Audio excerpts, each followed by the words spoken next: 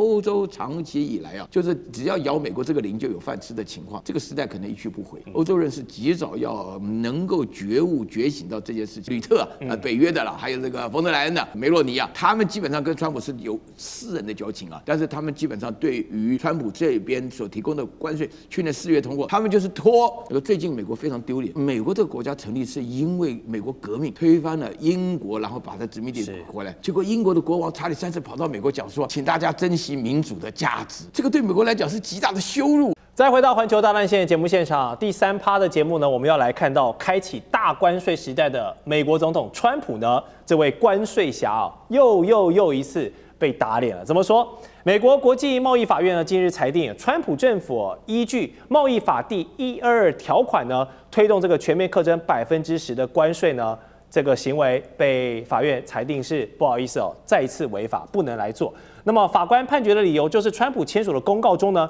沒有提出足以證明美國現在存在龐大且嚴重的國際收入的赤字這樣的一個證據，因此呢是無法合理引用這個122條款的。那川普得知這個消息，我相信他應該也不意外了啦。这已經是他跟法院過招這個川稅議題的2連敗了，但是他還是不認輸。他說，法院做出什麼判決呢，我都不意外，而我們還是會得到一項裁決，他就要用另一種方式繼續去做，所以之後可能還會有更多的這個關稅出招，我們還不知道。雖然他揚言呢要推出新措施，不過總統的關稅都已經被自家的法院否決了，其他國家這樣繼續看在眼裡，那前幾年的這個審判日要變得有點像是笑話，那還有公信力嗎？還有其他國家是不是反正我就繼續緩和就好，反正最後你都是要被自家的法院給否決掉了嘛？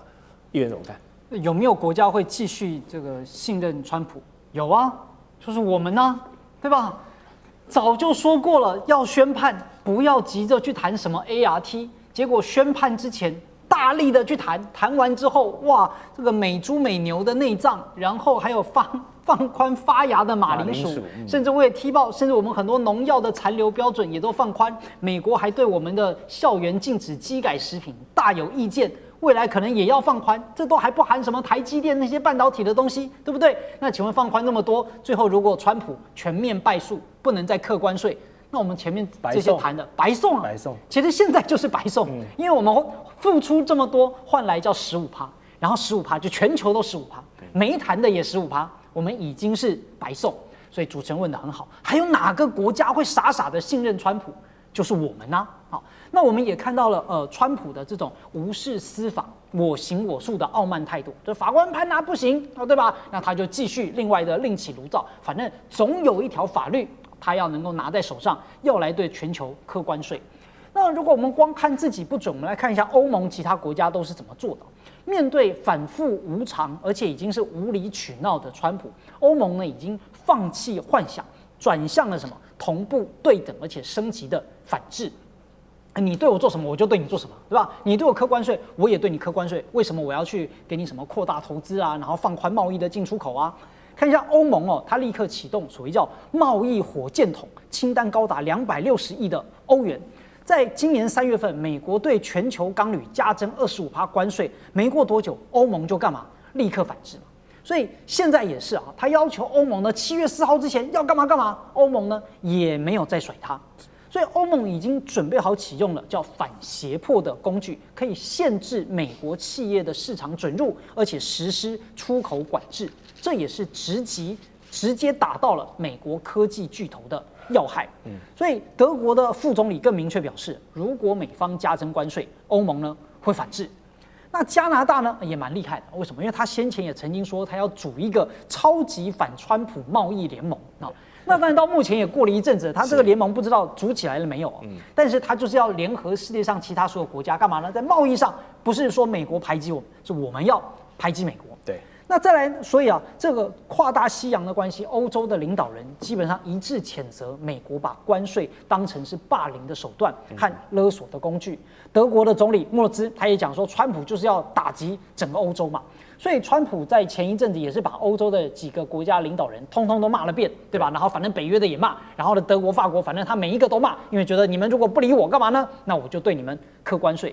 所以這個單邊霸凌真的是從去年以來到現在將近1整年啦，對對吧？這關稅戰是去年4月份的事情，到現在也1年多了，所以大家都已經無法再忍受了。那因此呢，只能期待說，全世界都不要再被美國这樣子無理取鬧的勒索下去。了解，好，這一次呢，關稅又再次被美國的法院給否決了，所以關稅碰壁要找人出氣嘛？那誰是最好的出氣筒呢？在川普的眼裡，溫良恭儉讓的歐洲國家，那當然就是一個好選擇嘛，不欺負你要欺負誰？所以剛才議員有提到，川普放話呢，歐盟必須在7月4日，也就是美國250週年國慶日之前啊，全面批准跟美國的一個貿易協定，要把所有的關稅降到0，否則他會對歐盟祭出高出許多的一個懲罰性關稅。然後最近大家有在關注國際局勢，都知道美國總統川普跟德國總理梅爾茨2個人不對盤嘛，從汽車的關稅吵到要從德國這個撤軍5000人的話題。歐盟之所以很容易被川普針對，就是因為歐盟是一個整體嘛，它是有非常多歐洲国家組成的。那每個成員國他們都有自己的利益，都有自己的各懷鬼胎，這有時候很難達成一致的關鍵。而當中的這些分歧點，就是川普喜歡去突破的點。好，下個月就要跟美國還有墨西哥一起辦這個世界杯的加拿大嘛，剛剛也有提到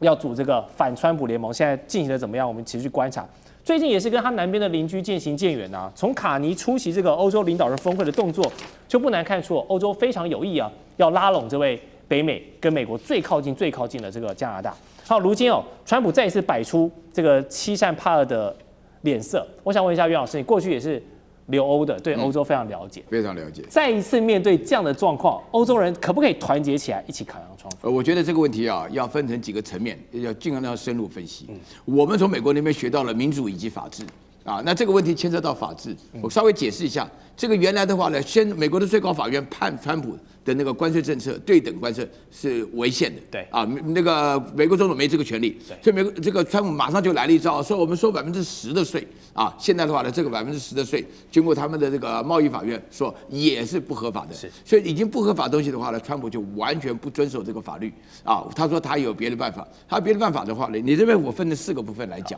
深入一點。第一個的話呢，就是什麼叫欺善怕惡啊，就是怕惡。大陸不是惡，他就是不敢針對大陸再加關稅了。為什麼？急着去啊！那大陸你加關稅，我差點不合時宜啊，差點髒話都冒出来，你不用來了啊！這是第一個。然後第二個的話呢，這個軟柿子撿着吃啊，就是歐盟。但是歐盟大家要了解啊，南歐跟北歐就非常不一樣，東歐跟西歐也非常不一樣啊。那大家的話呢，其中又有一個標杆性的人物，有3個了啊，就是這個呂特啊，北約的了，還有這個馮德萊恩的啊，還有這個梅洛尼啊，他們基本上跟川普是有私人的交情啊。但是他們基本上对於川普這邊所提供的關稅，去年4月通過，他們就是拖，他們就會感覺到，就剛剛漢尼也講到，全世界地區不拖的只有這邊急急忙忙通過，還大肆宣揚，這其實跟莫迪講的贏麻了有點像啊。那麼我第二個部分的話呢，我要強調，那個最近美國非常丟臉，就是說美國這個國家成立是因為美國革命啊，推翻了英國，然後把它殖民地回來，結果英國的國王查理3世跑到美國講說，請大家珍惜民主的價值。這個對美國來講是極大的羞辱啊！就是一個被推倒的王室跑回美國的國會演講，請珍惜你們。對，你們把我們趕走的原因是民主，現在你不要了，你要就因為我們前不久才剛發生川普有個 No Kings 的這個運動嘛，對不對？啊，那現在 King 來了以後呢，這個川普沒反應，他根本都不了解這事情的含義。加拿大的情況是非常不一樣的，因為卡尼他本身想要聯絡，因為我們這個世界變成3份啊，中美是1份，對啊，那個其他原來有錢的國家是中間那1份，大部分都在歐盟那些國家，那還有一部分就是原來那個丐幫的那個他們的幫主，當然是中國大陸。所以說這個3份的情況下，那中間這1份到底是跟大陸走得近一點呢，還是回到美國那邊？不過我強調啊，歐洲長期以來啊，就是只要咬美國這個零就有飯吃的情況，這個時代可能一去不回。歐洲人是及早要能夠覺悟覺醒到這件事情，因為川普對於歐洲的態度的話，在逼的情況下，因為你知道嗎？這還有2年多的時間，再逼下去怎麼活？對不對？你歐洲勢必要反對這個關稅的態度。好，說到這個歐盟的生存危機哦，前幾年的俄烏戰爭打起來，確實讓整個歐洲很緊張。但是，觀眾朋友知道嗎？俄烏戰爭現在已經要邁向第5年，曠日費時，兩邊都是越打越虛的情況下，也讓整個歐盟、整個北約感覺到生存危機稍微沒有那麼緊張了。好，所以比起前幾年，川普用這個撤軍當威脅、當號令的這個籌碼呢，感覺現在不是那麼好用。但是我就想問一下將軍，現在歐盟或者是以北約來說，在軍事的格局上，他們還是最怕美國對他們做哪一些猜測的？我認為是這樣，他們這一個駐軍是一個影響力的指標，對，駐軍越多越大，感覺到我影響力是不是更大？对，這是個霸權的符號，是不是？我們講的越明顯，对。那你如果要撤軍，你的霸權是不是萎縮了？你在當地的政治影響力是不是式微了？當然嘛，你駐軍越多，當然影響力越大；駐軍越小，你如果住個，比方說從幾萬人你變成到幾百人那種差別，非常明顯的。是，我認為是相互需要。歐洲需要美國的駐軍呢，來強化歐洲的軍力。有美軍在這邊呢，美國是有在這個駐軍強化我在當地地區的影響力。我在這個，因為我說駐軍在這邊，陸海空軍都有，戰機多少架，軍艦多少艘都有。這個航空母艦還過來，偶爾來這邊定期來演習的，是不是？就是相互需要。我要彰顯我這個地方我有駐軍，我就能夠彰顯。那我認為這一個。川普他要去對歐洲這個駐軍要減少，我認為他是一個形式上的裁減，不是做實質上的裁減。我認為他只是一個想要，這是我的籌碼，我就彰顯這是我的籌碼。結果我發現這籌碼，川普這個籌碼其實打錯了，沒有用。因為什麼呢？因為它也會影響到3個。第一個，你的霸權伸張現在變成霸權退縮，這個你要嗎？你減少之後，你指揮權。你的影響力都會相對受到影響哦。對，因为人数军力越大，指揮權是越大，你越少，你是越小，一定的嘛。第二個，我們可以看到，這會外溢到軍工產業的市場。為什麼？我駐軍多，你那相關買的武器哈，包含軍艦、包含戰機哦，要跟我們有個匹配，因為我們駐軍那麼多，我們要演習啊，你不要南轅北轍，根本不相容。是演習為什麼就驗證我們可以相容，互相溝通聯絡勾連是這個樣啊。結果你買的都不是不對的，那現在我駐軍多，你買的都是不是我們在這些的？國防預算你要相對的做編實，是不是這個樣子？我認為是外溢到軍工產業，美國不得不考量。第3個，我認為是心理戰的價值。如駐軍減少，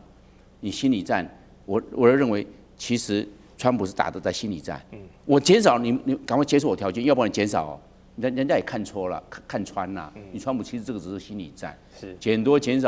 少你自己的損失，你先損失吧，是這樣啊。所以我就認為他們在等川普的，因為這個影響力會時間延後，川普還剩下2年半的任期而已了，時間延後，他們來看時間來解決這個問題。所以我認為川普的籌碼反而會因為時間的壓力相對有限。我們繼續要來關心是川普在3年來3度遭到槍擊，但是到今天為止竟然還可以安然無恙。但是另外也關心在上週末發生的這場槍擊到底是真的槍擊案，還是原本就寫好的劇本呢？現在陰謀論可以說在全網引爆。當然了，同樣時間是不是川普為了救他非常低迷的民調？今天就這些議題，我們都會一起來做關心。3個火線話題，等一下請來賓幫我們做解答。一連串包括了在事前的火力預告，還有現場的槍聲，到事後川普說讓表演繼續 ，Let the show go on， 到底是真實的預習的政治意外？到底是真的預習，還是一個政治的包裝的一個選戰腳本呢？今天就這些議題，我們會一起來做關心。另外，我們來看到在槍擊案發生的時候，特勤的反應非常的快，撤離的順序，甚至川普仍然被允許可以停留在上面一小段的時間，真的符合總統的維安標準流程嗎？現在也備受討論。最後，今天也會來關心到，在川普不管是在經濟或者是選民對他的支持率如此低迷之際，有沒有可能這個預習事件是寫好的劇本來救自己的民調呢？今天就這些議題，我們都會一起的來做關心。好，趕快來看到的是呢，在這一起槍擊案爆發之後，現在各種的陰謀論在一起，尤其我們來看一下這個細節，會覺得是不是怪怪的？因為呢，在槍擊案發生之前，我們看到這個白宮發言人怎麼說？他說今晚會是火力四射，而且非常有趣且娛樂性十足的一個晚上。川普則是說呢，讓表演繼續哦。這個是事後他在這場槍擊案發生之後還這樣說，所以大家覺得說這件事情有點弔詭。看看網友怎麼說，他們認為說這就像一場安排好的政治秀，根本就是擺拍啊！槍聲響起的時候，特勤局居然還可以讓川普短暫的坐在那邊，還打算讓他繼續演講，到底怎麼回事呢？俄羅斯媒體就直接酸了，根本就是川普為了自己的支持率在這邊自導自演吧。同時間，大家也在看說，是不是為了川普要救自己的民調？同時呢，川普跟共和党现在不是面臨各種危機嗎？尤其呢，77%的選民認為油價不斷的飆升，他們認為川普要負責。那麼還有就是82%的選民認為通膨實在太嚴重了，許多的選民更認為現在美國的經濟非常的差。更多的選民是58%選民不會投給支持發動戰爭的候選人，同時共和黨也不斷的跟川普來做一個切割，在金錢上大家也是損失慘重，尤其就是川普幣這件事情，從包括了今年的高點，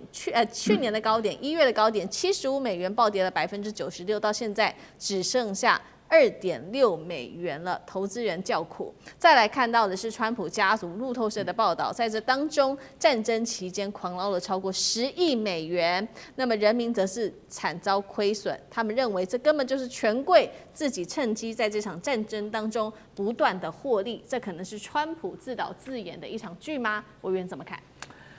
对，我想当然啦，就是外界會認為說，川普這次面臨到這個槍手的意圖暗殺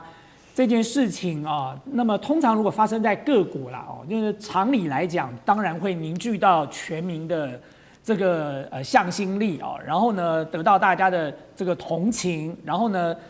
被暗殺的對象的聲望會大幅的提升哦。那我們光看一個地方就好了，光看那個哈米尼當時在被斬首之後，哈米尼就立刻變成伊朗的英雄跟烈士哦。对，在沒有被斬首之前，伊朗還是有強大的反哈米尼的力量嘛。可是當他殉教之後，就所有反哈米尼的力量就被所謂的聚集效應整個都集中，這個重新調整過來了。所以呢，當然外界會有這樣的想法。我相信川普自己本身哦，先姑且不講說這一場是不是他自導自演了，但是有一點哦，我覺得他是一個最大的敗筆。就是不是你自導自演，你想要利用這樣的一個機會來造勢也無可厚非，不過不要表現得這麼明顯。他現在就是表現得太明顯了，我認為是不是他自導自演，這個我可能會暫時把它排除。可是我覺得他想利用這樣的一次危機來作秀，這個心態太強烈了，所以他才會講說 Let the show go on，然後你變成讓大家都聽到了。所以呢，本來呢，你如果很自然的表達出來你的英勇的態度跟立場也就算了，可是因為你講了這句話哦，又在那裡跟那個維安人員又有一度的這個討論，所以你當然就會讓外界就覺得說，這個我到底為什麼要同情你呢？就是你也毫髮無傷啊，結果你還想要利用這次的事情來造勢。那當然第二個原因是什麼呢？第二個原因就是，當然民眾是有同情心的，我相信美國人民也有同情心，可是因為川普在過去這段時間他做的事情實在太具爭議性了。他所做的事情讓外界認為他是一個沒有同情心的總統，所以在這種情況之下，你叫民眾把他的同情心給一個沒有同情心的政治領袖，這個轉移恐怕沒有這麼容易了哦。就因為畢竟我說過，川普沒有受傷哦，他不像上次他耳朵還被射穿了，他現在是毫髮無傷的情況之下，民眾的同情心恐怕沒有這麼容易凝聚在這個聚焦在川普的身上。那再講。川普給美國民眾現在有一個很不良的印象，就他們會覺得川普就是一個 trouble maker， 就你就是個亂源啊，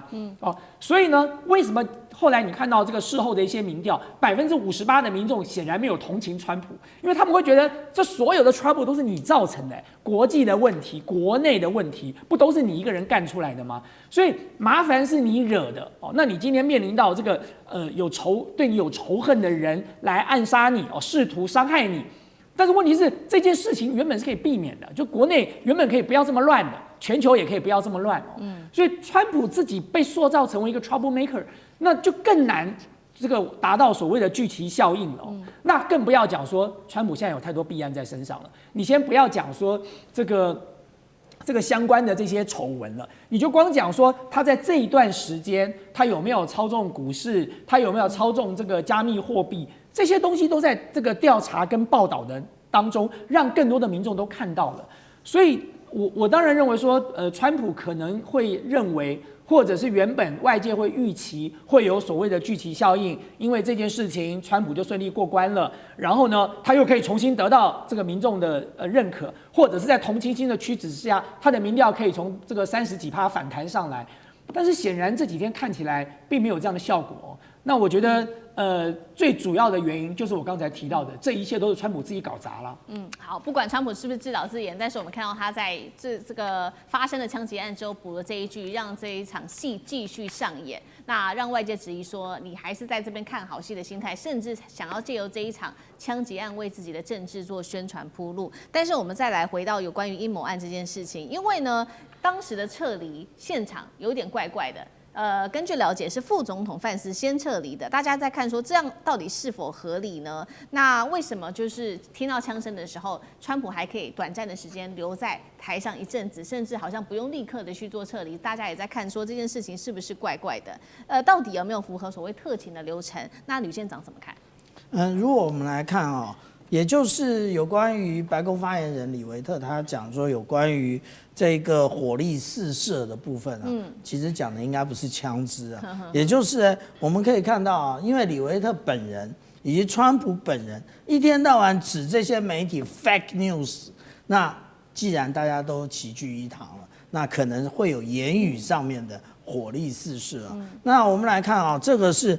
完整的一個白宮記者聯誼會的一個會場我們看到這個黃色箭頭下面指的這位，其實就是川普。那在白色箭頭指的下面這一位呢，也就是范斯。那他們是在不同的位置上面其實這個位置很重要，因為跟我們現在接下來會看到的這個畫面有關我們看到的第一個場景，其實也就是范斯離開了。范斯離開的時候，川普在幹嘛？川普坐着看范斯的離開，看着范斯的背影而去。但是這個時候我們不要對這個特勤有太多的懷疑，因為特勤早就已經在這個前後左右都已經就位了。那為什麼川普沒有這麼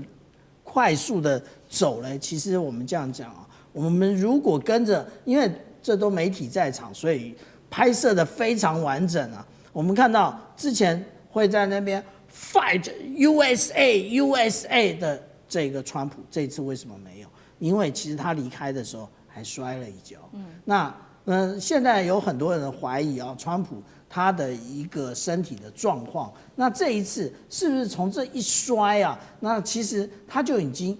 隱含着他已經不能夠像他競選的時候所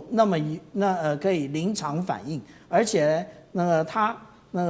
在走路的過程，其實這一些一定都是特勤安排好的。那至於先後的部分，那就是最起人疑竇的部分。那也就是他的腳是不是有問題，早就知道。所以大家看到，既然场面已經控制了，范斯先拉走，然後接下来還是讓川普總統按部就班的慢慢走。結果沒想到他慢慢走還摔了一跤。那至於民調的部分我們來看這是上面這張是這個經濟學人的部分那他最後的這一個做的時間是4月19日，我們看到他繼續的下跌了17個百分點。那其實如果我們看經濟的部分更為明顯那這個是川普第一任的狀況，那這中間藍色的其實也就是拜登的部分。可是如果我們看這川普第二任的時候，我們就發現這裡有一個直墜下掉的現象。這是什麼時候？這就是2月28號開始打仗的時候。那在這個時候，其實大家都知道，當你的國家開始作戰的時候，實際上來講，你就不能夠把你的全部的預算用於人民、用於經濟投資，反而通通用去買武器。所以我們這樣講也就是我們回頭來看，川普這一次如果是一個陰謀，如果是一個假旗行動，他其實並不成功。也就是他如果沒有辦法在這一個與伊朗的戰爭中有一個妥善的一個出場的方式的話，其實他的第二任對不起，不是第二任是他的期中選舉之後非常令人堪憂。好，不管是不是假旗行動，但是我們看到3年內3次川普都遭遇到類似的事件槍擊案。那他是不是也想要把自己打造成所謂的，因為他之前一直打造說自己就是天選之人，是不是也借由這樣子的一個槍擊案來打造自己這樣子的一個形象？有沒有這樣的可能性？那楊老師又怎麼看？他這次不是天選之人了。他上一次右耳被擦傷的時候，感覺上塑造出選舉的天選之人，他因此當選。但這一次他荒腔走板，反而凸顯了那個槍手他的資歷、訴求、背景。連川普在當天晚上接受 NBC 的60分鐘的專訪，对，那個主持人，就問他 O'Donnell， 就問他拿了一個槍手所寫的內容，指控川普是一些不好的字眼，那川普當場就很生氣，就翻臉，你怎麼可以這樣子公開的在電視上來質疑我這個東西？然後就開始在罵他可恥，所以媒體對他也不客氣。那他也對媒體不客氣，所以就變成一個公關的災難，媒體的災難。然後呢，他又開始在講說，我要一個大宴會廳，那人家都會想到這個大宴會廳就是像是海湖山莊一樣嘛，就這個人很喜歡黃金的，然後呢，然後他又把那個公布出來這些事情，所以我是覺得他的處理真的是不太好，然後反而是凸顯了這個槍手31歲。加州理工學院畢業，那不是一般的學校啊。然後呢，是一個天才型的，但是他是有一個訴求，支持民主黨。現在整個川普的支持率一直維持在36%左右，反對他大概是50%、52%。但是呢，如果你看年齡層來分的話，30歲以下的70%，全美不管你是靠哪一個黨，70%的年輕人反對他。然後現在在各地所做的。就是初選，德州的初選，民主黨是溫和民主黨當選，但是呢，在有一個地方叫做就是伊利諾州的第9選區，這個選區叫 AIPAC， 那是猶太遊說集團。其實好多美國的共和黨、民主黨競選都拿這個集團的錢。那這個集團在這個伊利諾第9選區花了540萬美元，400萬在支持他們喜歡的那個，140萬呢在不斷的做負面的廣告，批評就是反以色列政府，支持巴勒斯坦跟伊朗的民主黨的候選人。結果他那個是州參議員的選舉，結果州參議員選舉出來，那個民主黨人勝了，所以 AIPAC。猶太的集團花了540萬美元，不可能。現在整個美國這個氛圍在轉變，因為他看到整個加沙戰爭到黎巴嫩南部以及對伊朗，你這個都是在屠殺，然後沒有道理去攻擊別的國家，然後造成自己油價高、經濟不好，年輕人受不了，到處都在 No Kings 的抗議，然後呢再加上艾斯啊、移民啊各個層面。這個川普已經有一點像是疫情剛來的時候一定有真的是荒腔走板了。我覺得接下來他可能會越演越差記不記得那個時候他還說要吃那個殺蟲劑，然後呢那個洗衣劑還可以這個殺這個 COVID 的那個 virus。但是呢，他這個時候會不會講出一種很荒唐的話，我們不知道。但是呢，現在的整個美國的國內的氛圍是往這方面走，而這一次的暗殺他又處理不好。那反而讓大家更加的這個對他的這個仇恨值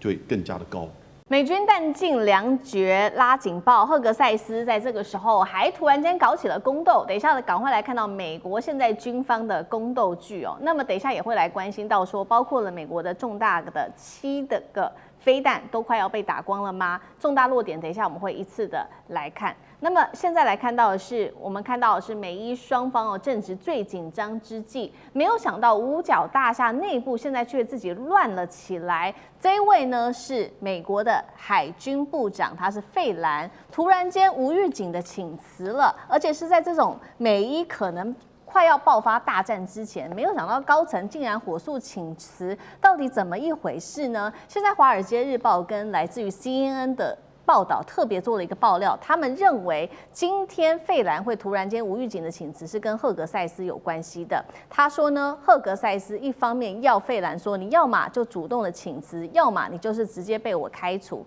結果費蘭他是選擇主動請辭的。要知道這位海軍部長他可不是一個簡單的人物，他呢其實是川普的一個核心的金主。那麼過去在私人投資公司，他是一個創辦人，億萬富豪，他沒有任何的軍旅的經驗可以但是卻可以直通的是白宮的核心圈，而且呢，被爆料因為他跟川普的關係非常非常的好，他常常會繞過五角大廈的體系，直接向川普來談軍備，而且被質疑他甚至還推動所謂的川普級的戰艦，這樣子的一個計劃，這樣子的一個消息傳出來之後，聽在赫格塞斯的這個耳朵裡面，讓他感到高度的不滿，認為說你費蘭怎麼可以繞過我，然後呢，直接去跟川普去呈報事情，所以他決定要架空費蘭。這是來自於《華爾街日報》跟 CNN 所做的一個預測。所以說，這是一場權力的鬥爭嗎？還是赫格塞斯認為說，現在在伊朗的戰事非常的不利，乾脆找一個替死鬼來幫他頂替？那賴老師怎麼解讀？當然是一個權力鬥爭，也是一個個人的利益之爭了啊。這個跟找一個戰事不利，找一個替死鬼一點關係都沒有。原因很簡單。美國的國防部長也好，或是各軍種部長也好，是跟戰爭沒有很直接關係的。你把它想象成為一個球隊來看的話，它比較像經理，也就是說，我陸軍的部長或者我海軍部長，我就是幫海軍他們的徵兵找兵員、找球員嘛，然後再幫你們做了一些你海軍的制服啦，還有你海軍所需要的船艦啦、武器啦、炮彈啦、吃啦、喝啦、吃喝拉撒屎，那就歸我部長管，跟作戰無關。作戰是參謀長管，海軍參謀長就要有點像教練一樣。那也就是說，用兵調遣、作戰訓練，那歸參謀長的工作歸他們的這個海軍司令，還有他們的各戰區的海軍司令他們的工作所以跟戰爭部長跟戰爭是沒有關係的。是。那也就是說，這個文人部長的話，他就是一個經理而已。就是說，哎呀，我這個海軍戰爭，我海軍訓練要場地這個球場，那我是不是協調一下？那這個部長的工作。那你要用什麼球具這個部長的工作。那你想想看，當這個川普他想要造一個大海軍，他想要弄一個大海軍，要一個大海軍要造什麼戰艦？那你要造什麼戰艦？那這個就責成你部長要去管了嘛。那這個部長要造什麼戰艦，他就找這個懂的不管他的同事、幕僚，或者是軍工複合體，或者是海軍的這些參謀長，他們來開會討論。所以這些海軍的參謀長，他們就開始去思考，說：哎，我這個海軍戰略大概要怎麼樣？那我要適應這個海軍的戰略，未來的戰略，我就需要什麼樣的船艦？那我要什麼樣的船艦？我的科學家、造船工程師，他們就畫出一個圖樣，然後給他看，然後他弄完了以後都確定了，然後再看看軍工複合體，因為他金主嘛。他們就是管錢的，再看看軍工複合體有多少利益可以撈這個給這個公司撈，還是給那個公司撈？大家都弄好了以後，再跟部長做報告。那部長這邊會診完了以後，再跟總統做報告。可是問題就在於他跟川普的關係，那不非同小可啊。他就是川普的鄰居他就是海福莊園旁邊的鄰居平常散步跑步搞不好都可以碰到川普，而且他沒事可以到這個川普的家裡面海福莊園那邊談一談愛潑斯坦或者是跟以前跟愛潑斯坦那邊喝酒，然後介紹他太太一起認識這個都有可能發生的事嘛。那你想這樣的一個川普的長期的金主，又是一個搞錢的人，又跟軍工複合體有關，那這個對於一個國防部部長來講，他當然要考慮，那我卸任以後，我如果被 fire 以後，我總是要有一個回轉門嘛。那回轉門，目前川普要搞一個大海軍計劃，大海軍計劃那就是錢一堆錢那我如果能夠搞一些軍工複合體是跟我有關的話，是我搞成的，那我一回轉門一下我就去當某個軍工複合體的 CEO那我撈的錢就更多了。所以這個對於赫格塞斯來說的話，你怎麼可以繞過我，直接跟川普報告呢？那結果那個造艦計劃一出來，川普一公布的時候，赫格塞斯不知道是這個人搞出來的。那這個對赫格塞斯來講，我被架空了，這個牽涉到多大的利打仗不打緊錢最重要。所以我個人認為這個跟戰事順利跟不順利無關，這最主要是跟他的利益產生了巨大的關係。好，我們看到赫格塞斯擔心自己是不是被架空呢？所以現在來整這一位这個川普的重要核心金主費蘭。那其實呢，類似的權鬥劇不是只是費蘭這一出，大家觀眾朋友持續的關心，大家還記得嗎？今年4月份的時候，其實赫格塞斯的另外一出宮鬥劇還有鬥走的這一位是陸軍參謀長喬治，而且喬治的手法是非常像的，也是突然間呢被通知說，你可以走人了，要他自己走人，而且呢，他把他請辭的關鍵點是在他們的部長，也就是這位喬治的長官，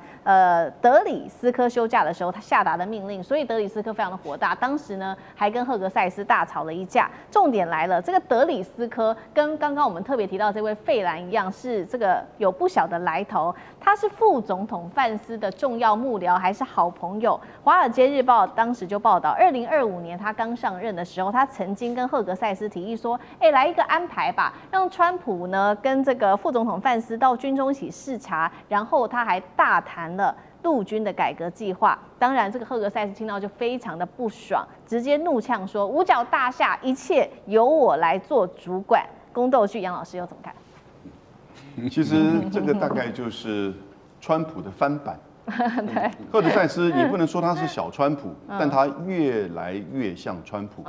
個性，然後決策，以及處理人事鬥爭的這種情況。川普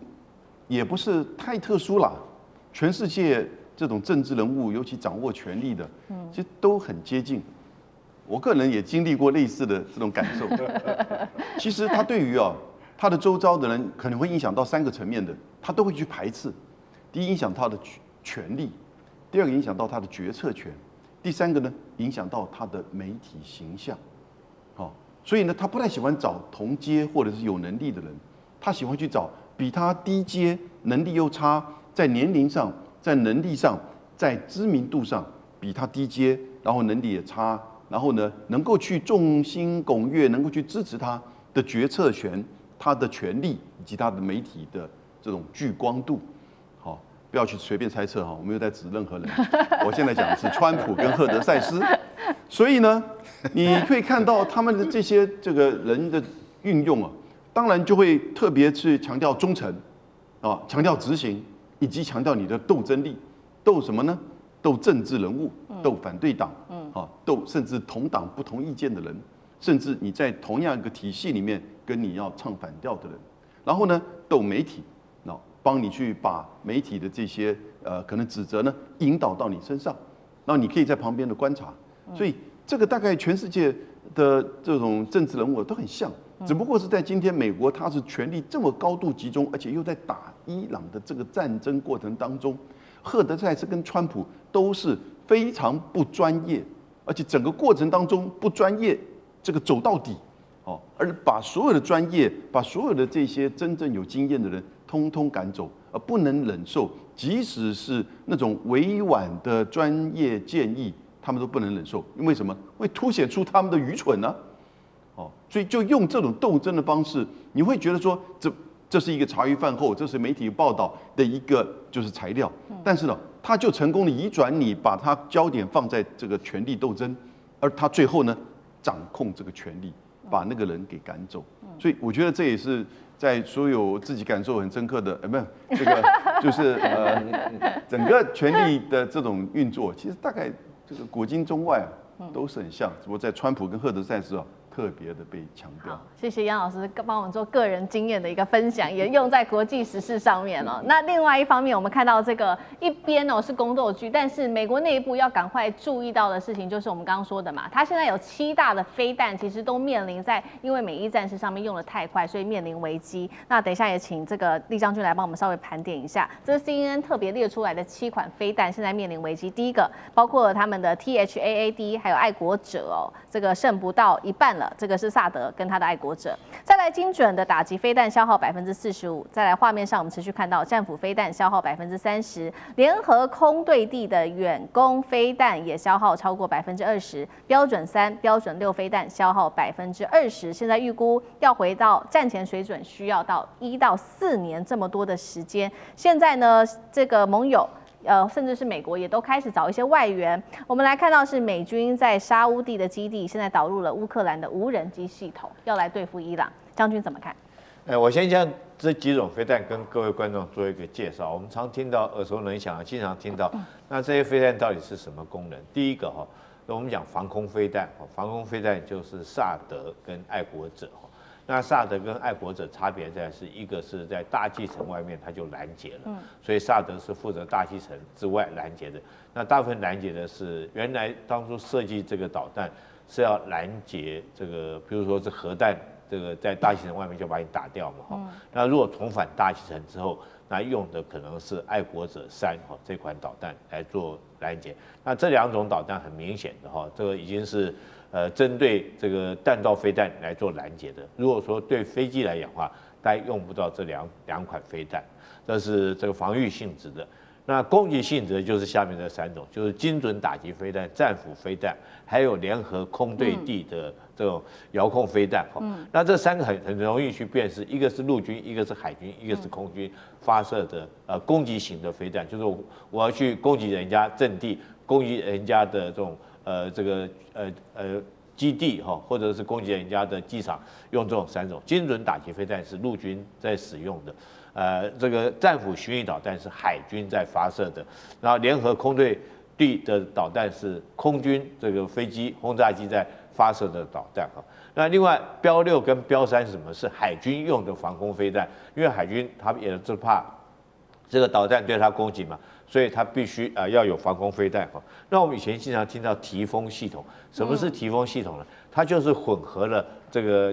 標準6型跟這個戰斧巡弋飛彈的整個一個飛彈系統，我這個系統既可以防空，又可以對人家打擊，所以我們稱之為提風系統。事實上，簡單的講，它就是這2種飛彈混合在一起。那我剛剛介紹完以後，這個我們現在在講為什麼美軍這次會消耗庫存那麼多，還沒有打完這場戰，甚至於對伊朗來講根本就沒有屈服。你知道打仗最重要一件事情就是要精算嘛，這個彈藥也是這樣，就像是。這個你今天去市場去買菜，你一定要知道口袋裡面有多少錢，你要買什麼東西。那你不能去了以後，這個你才發現說，我帶的口袋這個不夠深，錢不夠用。所以你不要講說這個美國跟伊朗打這個國家跟國家級的這種戰爭，就是小到一個營級去作戰。戰前我們也會仔細的盤算我的彈藥怎麼樣就做分配哈。對，我想說大家都一定聽過一件事情，就是彈藥基本攜行量幾個基數啊，或者是說主攻助攻。譬如說我當營長，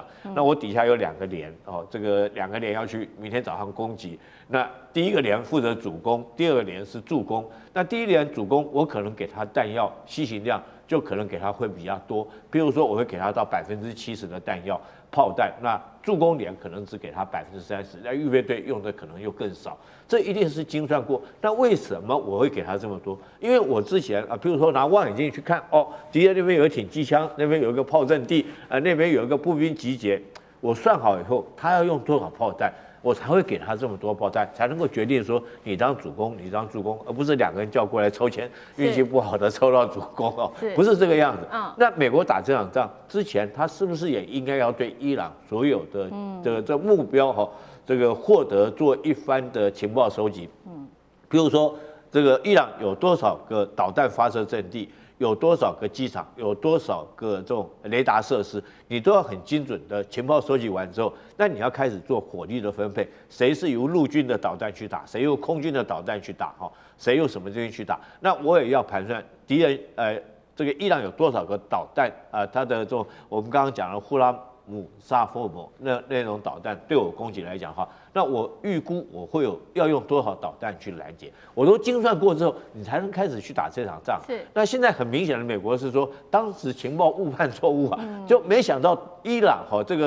個戰力保存做得這麼好，他們的導彈完全沒被你消滅掉。所以說他現在防禦型的導彈，你看標6、標3，還有這個愛國者薩德庫存用掉那麼多，那攻擊的導彈也是一樣，他沒有想到這個伊朗的防禦韌性這麼高你去打他的導彈陣地，打他的彈藥庫，你根本就沒辦法打完，打了13000個，花那麼多彈藥根本打不完。所以我覺得這很明顯，這個美軍來講，彈藥庫存會消耗到這麼大，甚至於還要到1到4年之後才能夠補充完畢，代表美軍戰前來講很明顯的情報誤判錯誤，才會造成今天這個彈盡援絕的一個窘境。